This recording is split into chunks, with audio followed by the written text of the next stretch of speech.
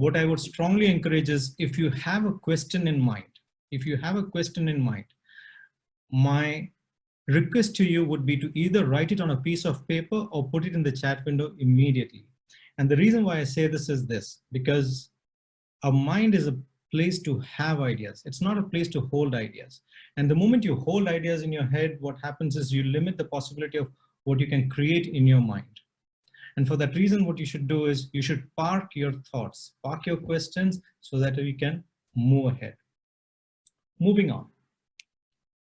I'm going to start with, so we're going to talk today about how to make your business crisis proof. And when I say crisis proof, what it does not mean is you live in a world or a utopian world where there are no crises. It does not mean that. What it means is how to look at crises and how to look at your business and how you can adapt and adopt and what you should perhaps be doing. We live in challenging times these days, but this is not the first time that humanity has seen challenging times. Challenging times have been there in the past, and there are businesses that have survived hundreds of years. And I'm going to start with a company.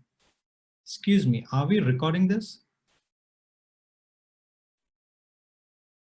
Yes, yes. We'll be, yeah. We are. We'll be, till now not yet started. In 2 minutes, we'll be recording it. Yeah, it started. It's recording now. It's recording. Just started now? Yeah. All right. So we're going to start off by talking about a company that was in the 1890s.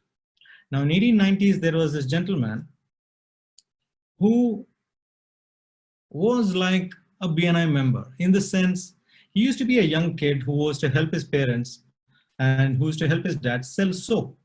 Now, he used to sell soap, but he knew that if you have to do anything well, you have to exceed customer expectation. You have to go above and beyond and give them something that they're not even expecting sometimes.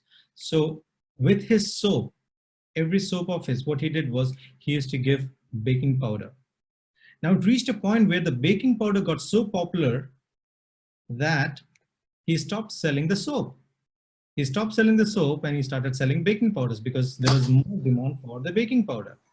But when he was selling the baking powder, he had to use the same analogy and give something extra. So what did he do? He started giving gum. But then that became so popular that it became his entire business, the Wrigley's. And today it still exists. A business that was started in the 1890s, today it is a very successful business. And if you go to read the story of Wrigley's, you will find lots of stories around how he actually used advertising to scale his business and how he actually made a difference. Next, in 1938, this gentleman, he started a company. He started a company that was selling groceries. So he had a grocery shop back in Korea. He started off by selling groceries, and later on, he started expanding from 1938. If you look at the company, it's called Samsung. It started off as a grocery shop, a trading company in 1938. It was in 1960, that means 38, 48, 58, 22 years later, they got into electronics. In the mid 60s, he launched radio. In 1970, he started black and white television. 74, he started manufacturing washing machine, refrigerator. 72 to 79, he was selling washing machines. 76, 1 million black and white television. It goes on. 1988 is when they started developing the first mobile handset. But what's interesting is you'll see 1987, 1 year before, is when the founder died. He passed away and his son took over. Now, what am I trying to project over here and show you? And it moves, So the company went through various changes. It started off as a grocery trading company. It started getting into sugar, then into manufacturing, then it started getting into projects. It started having plants across the world. It started doing, all the business that Samsung is in, right? Today, the company is worth $326 billion. In 1938, it was a grocery shop in Korea. Today, it's one of the biggest companies in the world. And the fact is, the founder is no more, And yet the company lives on and continues to live past the glory days of the founder. 2006, this young man, he started a software company and was selling software to bus operators. He went and told them that there is a software I have where you can do booking for your customers online. He was finding so much of resistance, and suddenly an idea hit him. And then what he did is he started focusing on the customers as the main consumer of his product. Today, the company is spread across India. It's the largest in India, and across the world, they are in multiple locations as well. They've gone to South America, they've gone to Far East, and they are continuing to expand, a very big company. Now, why am I sharing all this? We live in challenging times, and so did they. There was a time where they were struggling to survive. Each and every company goes through a period sometimes where they have to struggle to survive. But if you are thinking, how do I survive? And if that is a mindset that you have, then you will survive. But if survive is not your mindset and you want to think something beyond that, then what I would recommend you to do is think how to thrive. Think how you can thrive instead of survive, and how you can actually create a company, create something that is so much larger than who you are and everything around you. Think about these two companies. I'm sure all of you are old enough to know and have used their products. There was a period of time where Kodak was so popular, nobody could even think of combating them. So with Nokia. In fact, the most interesting thing is the first digital camera was invented and designed in Kodak, but they refused to accept and adapt the technology because they said professional photographers will always use film rolls. Nokia, on the other hand, also was such a dominant player. In fact, there was a period of time, I think, where they were doing an interview, and when Nokia was going to file for bankruptcy or they were filing for big losses, the CEO of the company said, crying on television, I believe, we didn't do anything wrong. We were just running our company. We don't know what hit us. Now, don't quote me on this, but at the same time, it is a deep message. Sometimes it is not about not doing something, but it is about knowing what to do. And that makes all the difference. The book by Jenny Blake called Pivot. In it, she says the only move that really matters is your next move. And what you will do in any moment is very important, because the next thing that you do, and it's not important for you to know or see all the way till the end. You don't have to. It's not, when he started the grocery shop, he did not for sure see he becoming a $326 billion company today or one of the world's largest. No, but he kept growing every step of the way, reinvesting the business, the money, and looking at how they could be even more successful. So circumstances will always hit us. There will be all kinds of situations that we will be faced with. And in these circumstances, we have the opportunity to either react or respond. When we react, what happens is we are looking to survive. We are looking to see how we can manage that situation. But instead, if we choose to respond, and if we choose to have our intentions in the right place, then what will happen is our choices will be driven by that. So now, what is most important is intention. The intention that you set for yourself and how you do things within your businesses. Now, quickly, Sajid, can you confirm to me how many people over here are business owners? From my understanding, everyone. Everyone is a business owner, right? Yeah. Everyone is a business leader over here, and everyone is running their institution, and they have leadership and they have teams. Now, you can set an intention, and intention is so critical for everything that we do. If you look at everything that you do, it is based on some intention that is driving.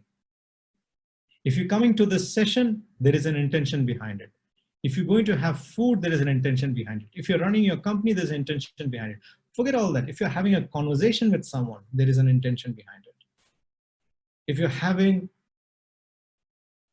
let us say, a party you throw, there is an intention. If you run a company, there is an intention behind it. The question is, how strong are your intentions and what is your intention? Are you setting empowered intentions? And what I mean by that is, when you think of your intention itself and not of the task, do you feel empowered? And if you tell that to other people, do they feel empowered when they hear that? It's very important that you are empowered, because when that happens, then there is an energy that goes into everything that you do and everything that you say. And that itself will drive you towards success. That itself will be your reason for the choices that you make in your life and in your actions. So what I'm going to do today is I'm going to give you 3 things that I'll share with you. And before I share the 3 things, let me give you a little bit of my background, even though Shaheen gave you a little bit of introduction about me, what I have been doing since I left 2016 from Qatar, and what I have been doing in Dubai since then.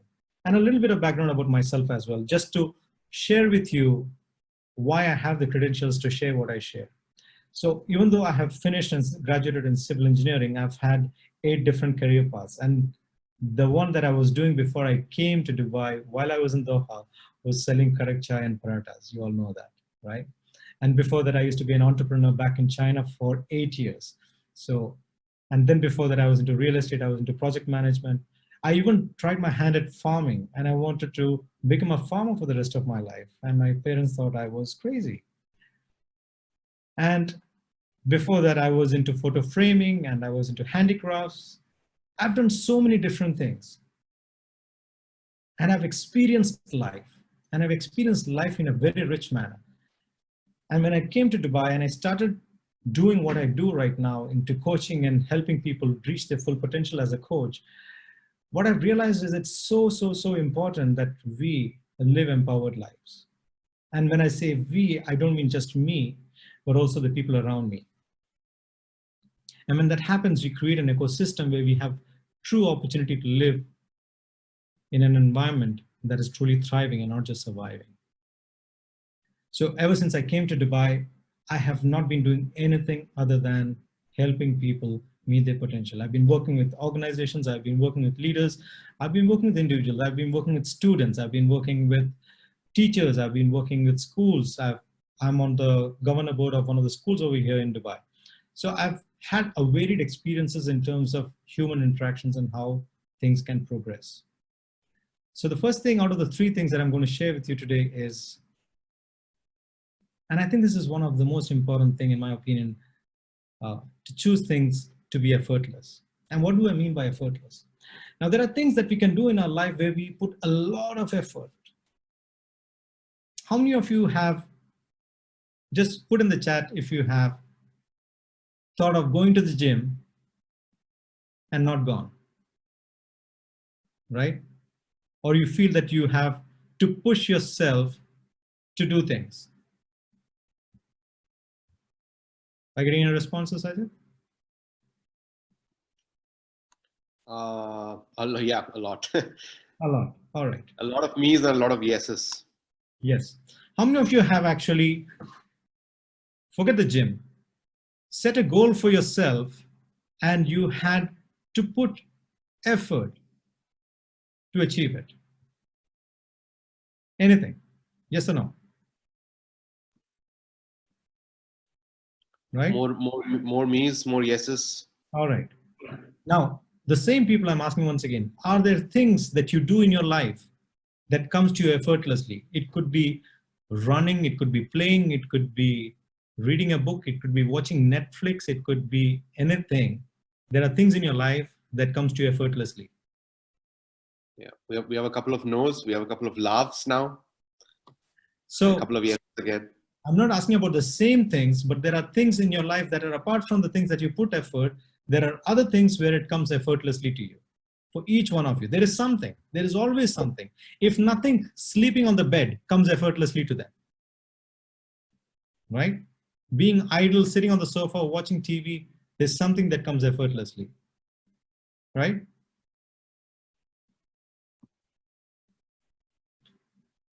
So the fact of the matter is, each one of us, there are things that we can do and they come effortlessly to us. Now, what do I mean by effortlessly? And I found this recently, and it was truly life-changing. It was truly life-changing from the fact that the moment we know what our strengths are, the moment we know what we are good at, the moment we know what we love to do and what comes to us effortlessly, and if we put our efforts in that direction, it gives us the greatest opportunity to be successful with ease and grace. So there is something called the Clifton Strengths, and there are so many personality tests and profiling tests that are there out in the world. But this test I found is something that is truly inspirational, because what it does and what it tells and what it advises is the fact that we all have strengths. We all have things that we are really, really good at. But the fact of the matter is we are sometimes not aware of them. We are not precisely scientifically aware of what our strengths are. And because of that, we are not able to leverage upon it. And if we were to know what our strengths are, and if we were to choose the things that we do in our life aligned with those strengths, then what happens is we have the opportunity to live our life, to meet our goals effortlessly. Now, Clifton Strengths, if you were to go online and do it, and if you did the test, what would happen is it would give you 34 different strengths that each individual has, but in the sequence. Everybody has these 34 strengths, but the only difference is the sequence will change for each person. And each one of those 34 is categorized into one of these 4 pillars: executing, influencing, relationship building, and strategic thinking. Now, why am I sharing this with you again over here? When you look at a business, every business comprises of people. People who have different strengths. If there is somebody who is great at executing, and his number one strength is execution, and you expect him to be good at relationship building as well as he is good at executing, and you give him a role where he has to go and meet clients, or if he has to do something that requires relationship building, you have put him in the wrong box, given him the wrong assignment or task to be done. Therefore, what will happen is you will feel, how many times have I told him, why is he not performing to his best? The fact is you're asking him to do something that does not come naturally to him. When you demand something that does not come naturally to a person, you are not utilizing him to the fullest. You have hired someone, but you're not seeing what is he really good and skilled at. Now, you might know intuitively or instinctively sometimes these skills, but if you were to actually identify them scientifically by doing the test, then what happens is you actually have data. You actually have data based on how you can work around your teams. Now, what I love, the most beautiful thing about the Clifton Strength is the fact that how it defines weakness. And how it defines weakness is anything that comes in your way of success is defined as a weakness, which means if you have a strength and you're not able to utilize it, if there is something that comes very naturally to you and you're not able to utilize that strength, that becomes your weakness, and that suffocates you, and that does not allow you to thrive and be successful in what you're doing. If you go online, Gallup, go to the store, Clifton Strength, $50, take the test. It'll blow your mind away, I'm telling you this. It gives you a 25-page report which actually details and tells you how you can identify your strengths. In fact, what I do is, after the test is over and you get the results, I offer also a coaching based on the results. So if you want to use the test results and use it, that's great. But if you want additional support, then I offer that as a service. This is my top 10 strengths. Now, if you want, you can get the same strengths for under $20 where it will tell you what your top 5 are. I have got all my list of 34 and I'm just sharing with you over here what my top 5 are. So my number one strength is being strategic. And being strategic is something that comes so easily to me, and I am able to come up with new ideas for any situation that crops up. So you see, number 2, Number 2 strength is also ideation. Number 3 is connectedness. And what it means by connectedness is it defined as when you give me a scenario, I see the interconnectedness of how each thing fits in. And this tremendously helps me in my coaching when I coach my clients. Because when people come in and share their stories and their backstories and what they want to create and what they want to do and how they are not able to get what they want, I see the interconnectedness of everything that they're saying and not doing or doing. And because of that, when I look at all this list of everything that is there on my top 10, the fact that I chose to become a life coach and a mentor and a coach is completely aligned. It's completely aligned with the profession that I have chosen to be in. Now, I could be in an organization with these skills, and what would be great for me is to be in a role where I am a strategic advisor or something. But if you were to put me in a role where I had to execute things, where I had to be detail-oriented, I would fail.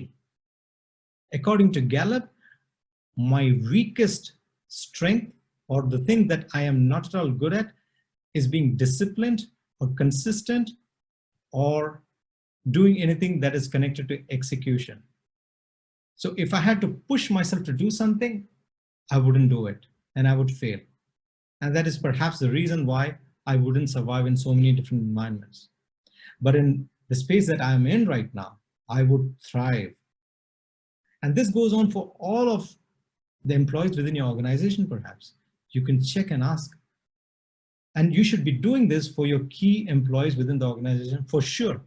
And if you were to see the depth of how valuable this is, you would never recruit anybody without asking them to do the Gallup Strength Test. So this is my number 1 point, to make things effortless for you as well as for everyone around you.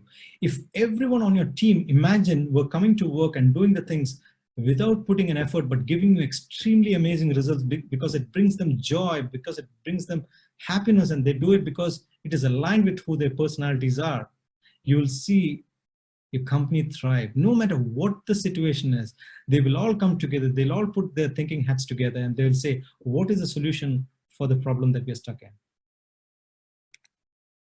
Number 2 is problem. 1984, there were 7 brothers. Out of the 7 brothers, what happened? 5 of them got together and decided to set up a company. They set up the company, which was a circus company. It was called the Ringling Brothers and the Bunley. It was called the Greatest Show on Earth. Now, this company was in the circus business, and they were the most successful circus business across the world, period. But what happened? They started struggling. And there was one company which decided to see what to do. There were companies that was the size of Ringling Brothers, which was very little, but there were so many small circuses across the world, and they were all struggling. So somebody came across and said, let us look at the entire business. On the outside, all you see is animals and performers and all that stuff. But behind the scene, there is so many elements to the business. So there are star performers, there's animal shows, there's aisle concessions. All these are different factors that somebody defined and identified were critical for the business. And for the business, what they had to do was they had to choose what they could eliminate, what they could reduce, what they could raise, and what they could create. Showing you this graph, what I'll show and explain to you is this. Can you all see this, right? Is everyone able to see the screen? Ask. Yeah. All right. Good. So if you look at the red line and the blue line, the red line are the traditional circus companies. First item on the list, star performers. Star performers was a high maintenance item for traditional circuses. There were so many circuses that were running based on the star performers. Star performer would be the main attraction because of which people would come in. If he fell sick, that was a bad day for the circus. Same with animals. The cost of maintaining an animal, feeding an animal, making sure that the animals were in good mood was very high. Aisle concessions. You get a front seat, it's a VIP ticket, and therefore you get special prices if you're going behind. Multiple show arenas. They would be moving. The circuses would keep moving. They would be in a place for a couple of months and they would move. Now, a company called Cirque du Soleil in 1984, they started and they decided to do things different. They said, we're going to eliminate star performers. Everybody's going to be a star. There's going to be no one star. Animals, no animals. They reduce completely the dependency on animals. Aisle concessions, no way. Everyone would sit in a seating arrangement where everybody felt they were similar. Multiple show arenas, no, they eliminated that. They started deciding that they would have fixed venues. Fun and humor, well, they said, let's reduce it, but not eliminate it. Race, they decided to create a unique venue for themselves, whereas the traditional ones didn't have. And the other things that they decided to create, again, is shown in the graph, what Cirque du Soleil did and what the Ringling Brothers never did. So they created something totally unique in a space. And this is what is called the blue ocean strategy. If you want to read the book, there is a book from which this whole thing has been excerpted. But here's something that I want to point out to you as well. Cirque du Soleil, the prices were much higher, even though they eliminated a lot of the things that traditional businesses were doing. And the traditional circuses were doing things at a much, much, much lower price point. Today, Cirque du Soleil has 5,000 employees, $1 billion in revenue annual, and the guy is worth $2.6 billion. It's a circus that you have to watch. It's a circus that has completely redefined what circus is. I'm sure it has come to Qatar before. I watched it when I went to Las Vegas. It is a spectacular experience to be in a Cirque du Soleil show. Whereas the Ringling Brothers, after 146 years, they closed. You can read more in the book.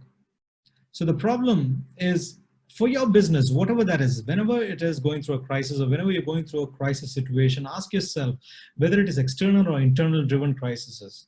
What can you do to eliminate, reduce, raise, or create? You have to do all four of them and ask yourself, what can you do different? If you're playing the game the same as all your competitors, then you got to play on their same board. The fact is, if your company or your product is not a brand, then it is a commodity and it will always fight on the basis of price. You will always be fighting the price war. If you want to step away from the price war and if you want to do something truly different, truly unique, and you can do it for any business. It has been demonstrated over here for a business that is as simple as circus. If they could do it, you can do it for anything. It just is a matter of how you are ready to reinvent your business. And the last one is solving. What if you could create teams with change and transformation accelerating and natural? Just imagine that. Just imagine if you had to change. Traditionally, if you talk to your teams, you talk to your company, you talk to your employees and say that we have to change something, they will resist. Resistance will be the first reaction that you will get from everyone. But what if your teams were excited about change? What if they were engaged, devoted, and accountable to have empowered conversations?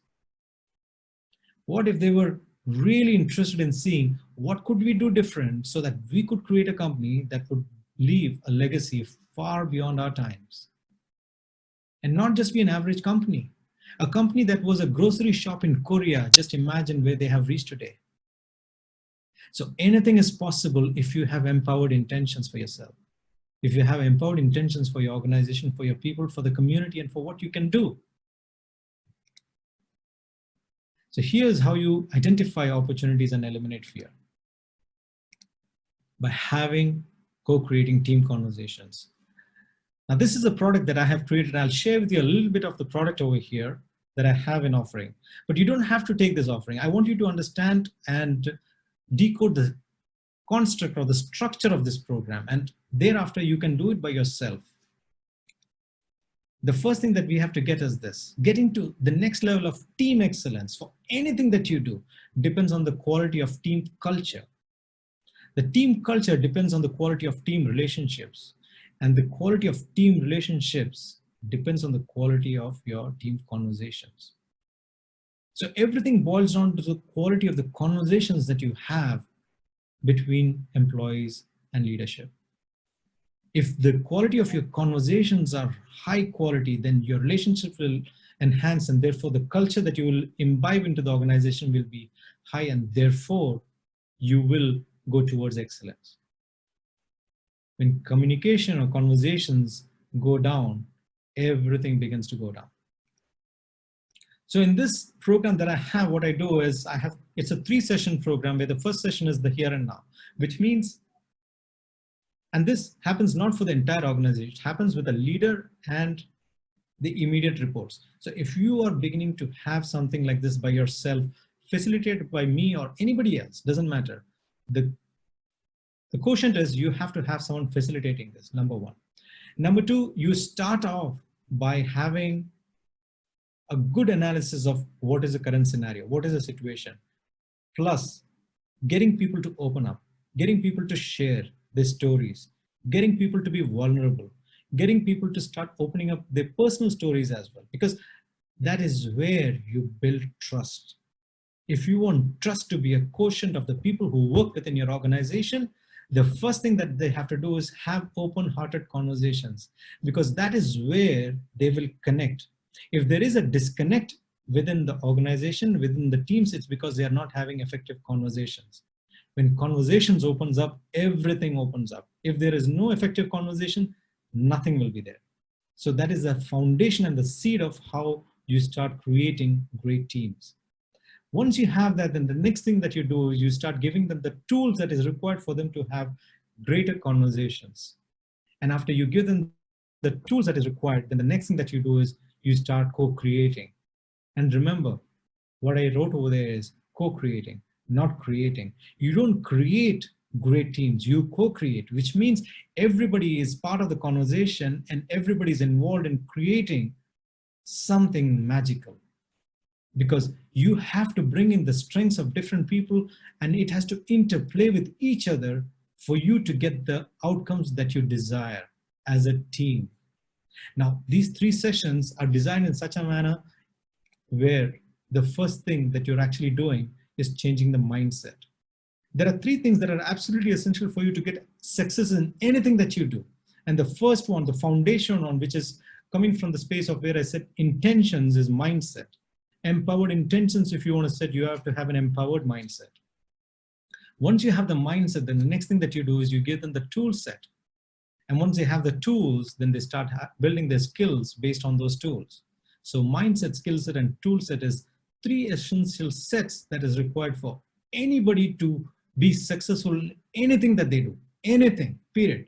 You want to be successful in playing the guitar, you need to have the right mindset, tool set, and skill set. You need to be a great cook, you need to have the right mindset, tool set, skill sets.